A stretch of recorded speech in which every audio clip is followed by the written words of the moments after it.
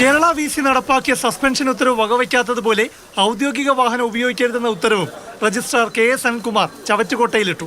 സസ്പെൻഷനിലുള്ളയാൾ ഔദ്യോഗിക വാഹനം ഉപയോഗിക്കരുതെന്ന ഉത്തരവ് മുഖവിലയ്ക്കെടുക്കാതെ രജിസ്ട്രാർ ബോർഡ് വെച്ച കാറിൽ തന്നെ KS അനിൽകുമാർ സർവകലാശാല ആസ്ഥാനത്തെത്തി. എനിക്ക് സ്വന്തമായ വാഹനമില്ല, സർവകലാശാലയുടെ വാഹനമാണ്. ഉത്തരവ് പാലിക്കാൻ ഉദ്ദേശിക്കുന്നില്ലെന്ന് പ്രതികരണത്തിൽ വ്യക്തം.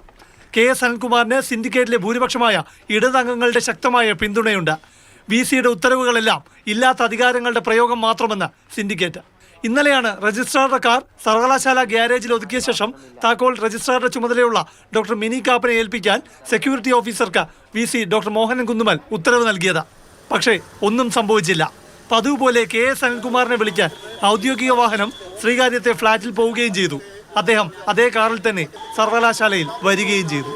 അതേസമയം പോലീസ് സുരക്ഷ ആവശ്യപ്പെട്ട് ഹൈക്കോടതിയെ സമീപിച്ച BJPയുടെ സിൻഡിക്കേറ്റ് അംഗം PS ഗോപകുമാറിനോട് സുരക്ഷ എന്തിനാണെന്ന് വ്യക്തമാക്കാൻ കോടതി ആവശ്യപ്പെട്ടു. കൃത്യമായ കാരണമില്ലാതെ പോലീസ് സംരക്ഷണം നൽകാനാകില്ല. ഭയമുണ്ടെന്ന് കരുതി സംരക്ഷണം നൽകാനാകില്ലെന്നും ഹൈക്കോടതി വ്യക്തമാക്കി. സിൻഡിക്കേറ്റ് അംഗങ്ങള്, ഇടത് വിദ്യാർത്ഥി സംഘടനകള്, യുവജന സംഘടനകള്, ഒപ്പം ഈ സർവകലാശാലയിലെ ചില യൂണിയൻ പ്രവർത്തകര്, ഇവരുടെ ഭീഷണിയിലും സമ്മർദ്ദത്തിലും സർവകലാശാലയുടെ പ്രവർത്തനം താളം തെറ്റിയിരിക്കുകയാണ്.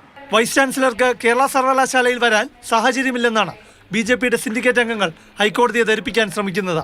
പ്രശാന്ത് കൃഷ്ണ, മാതൃഭൂമി ന്യൂസ്, തിരുവനന്തപുരം.